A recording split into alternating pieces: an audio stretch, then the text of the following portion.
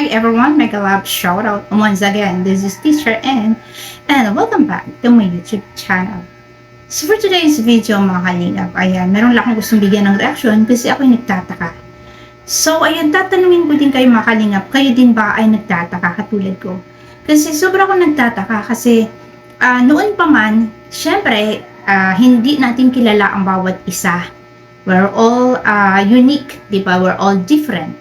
So, we came from different places, different families. So, hindi natin alam ano-ano ang ating mga tunay na pagkatao. Ano ba ang ating tunay na layunin nang tayo ay sumali dito sa Kalingap. Tanging tayo lang ang nakakaalam at tanging ang Diyos lang ang nakakabasa kung ano ba talaga ang tunay nating mithiin at motibo sa pagsali dito o pagpa-member dito o pagiging partner dito sa Kalingap community.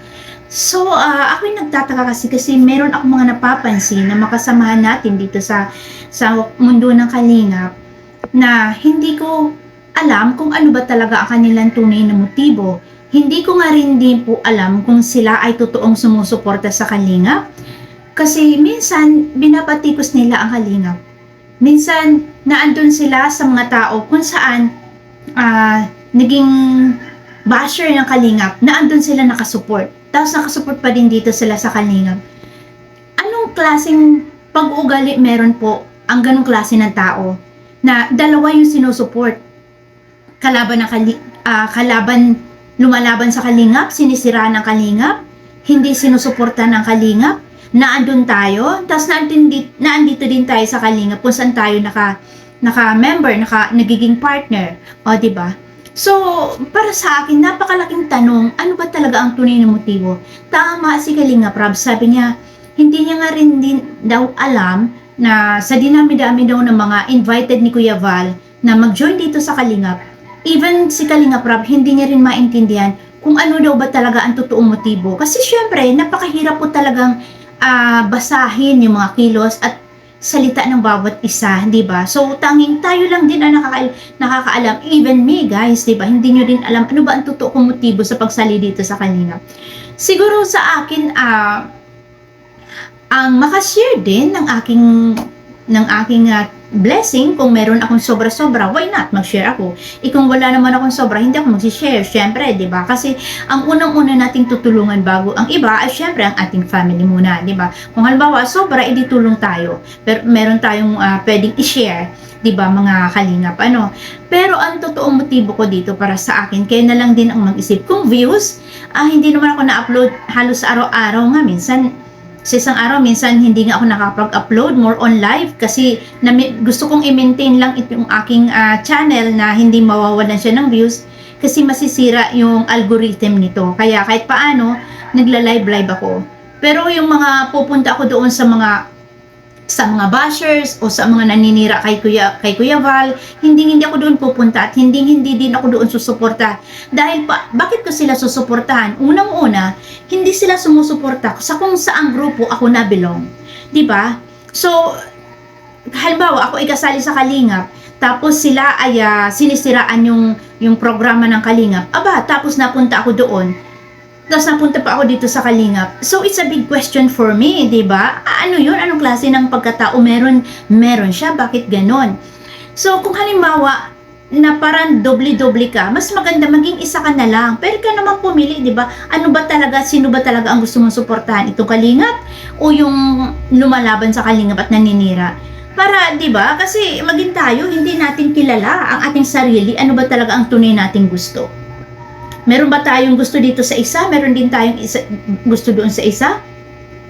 Ano yon? So, hindi pwedeng ganun. Dapat ang direksyon natin isa lang. Isang direksyon na tinatahak diretso. Hindi pwedeng kaliwa, hindi pwedeng pakanan. Di ba pagka naglalakad tayo, pag ang kalsada ay isa lang na daan, na ganon. Hindi man pwedeng mapakaliwa ka, mapakanan ka. Hindi pwede yung malilito ka. So, kailangan diretso lang talaga. Isa lang ang pipiliin. Parang katulad din yan, pakikipagrelasyon. Isa lang talaga ang pipiliin at hindi pwedeng dalawa. Di ba? So, napakahirap po ng ganon. So, kaya ako nagtataka na bakit ganun, parang hindi nagpapakita ng respeto kina Kuya Val. Diba? At maging kay Kalingap Rab, even Kalingap Rab, sinabi na nga doon sa pag ribbon cutting, pag bless nung sari-sari store ni na Baby Viance natin, na mention doon ni Kalinga Prab na maging siya din daw ay hindi niya rin daw alam kung ano ang tunay na motibo ng pagsali dito sa Kalingap. Kasi yun nga daw na pagsabihan lang, na napuna, napagsabihan, abay nagalit at napunta na sa kalaban. So yun pa lang napaka-big question na for me, for us, even si Kalinga Prab, big question din po sa kanya. So ay makalingap, kung halimbawa may mga ganitong klase ng tao, ano masasabi nyo? Nararapat pa ba siyang suportahan ng mga totoong sumusuporta sa Kalingap? Kasi yung mga sumusuporta din doon, questionable din yun. Tama ba ako umali? Kasi alam nyo na para bang red flag to bakit to napunta doon tapos sinusuport pa natin? Kaya nga sabi ko, nakakawindang, di ba? Kasi parang wala pa ako nakitang gano'n na klase ng tao dito sa Kalingap. Never, wala pa. Since na ako'y nagsimulang mag-join dito sa Kalingap, way back 2019, ayan, nasali-sali na ako dito sa Kalingap, nanonood-nood na ako 2019. Until now, nasa Kalingap pa rin ako, hindi pa ako naalis. So, kahit marami kami pinagdaanan dito, mga pangbabas, but still, solido po, Kalingap talaga, at hindi matitinag, di ba? Ngayon, so halimbawa, napunta tayo sa Kalingap, tayo nasabihan na puna. Kasi nagkamali tayo, we're not perfect, di ba? Nobody's perfect. It's just normal for us to commit mistakes. Okay lang yun. Ang malaga, we learn from those mistakes na hindi na natin uulitin, di ba? So, nakakatakot mga ganong klase ng tao kasi meron silang mga sikretong malupit na sila lang nakakaalam ng sikretong yon, di ba?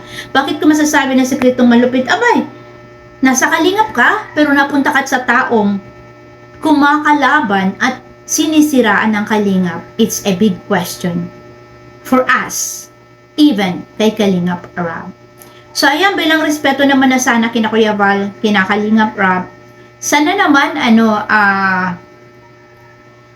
yung pag-support sa Kalingap, sana naman solido at ipakita kay Kalingap Rab na motibo natin at layunin na pagsali dito sa Kalingap ay totoo. It doesn't matter kung nakakatulong o hindi nakakatulong. For me, it doesn't matter kung malaki ang tulong mo o maliit ang itutulong mo. What matters is your loyalty. Kung faithful ka sa samahan na kinabibilangan mo, that's it. Nakakatulong ka nga ng sobrang laki. We don't know what is your motive. Ano ba ang motibo mo? Meron bang hidden agenda sa kabila ng malalaking tulong na yon? Or simpleng pagtulong lang? Kung ano ang kaya lang, saktong pagtulong lang, pero tunay at solido ang pagmamahal at pagsuporta dito sa Kalingap at walang planong pagtatraidor at walang halong mga kung anong sikretong malupit. Ika nga. So yun mga Kalingap, hanggang dito na lang. Sana magkaroon ito ng aral sa mga may mga sikretong malupit na sumusuporta sa Kalingap kuno, pero hindi naman pala totoo ang suporta sa Kalingap. Yun lang po ang aking masasabi. And this is Teacher N saying bye and God bless everyone.